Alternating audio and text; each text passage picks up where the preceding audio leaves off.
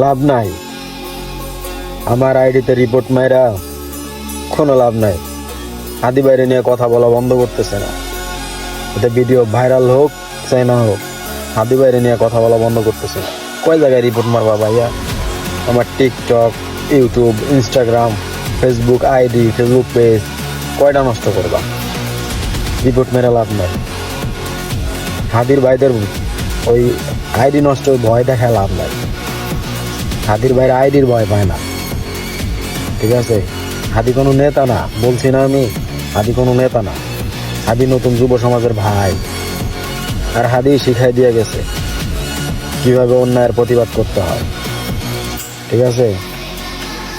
হাদির পাশে থাকতে চাইলে ভিডিওটা শেয়ার করুন।